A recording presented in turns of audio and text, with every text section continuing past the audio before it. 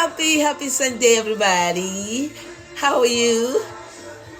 I hope you had a wonderful service. Come on, we had a thankful service. And I just was here thinking about that.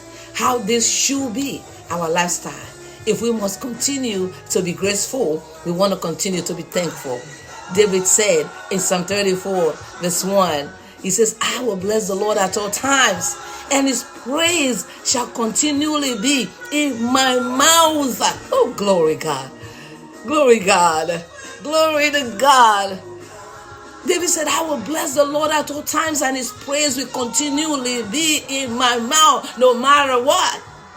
No matter the situation, no matter where he found himself, David was a praiser and a worshiper. Come on. We can do that. Let's begin to do that. Because a grateful heart is a graceful heart. God bless you. Make sure you stay thankful. So have a thankful week.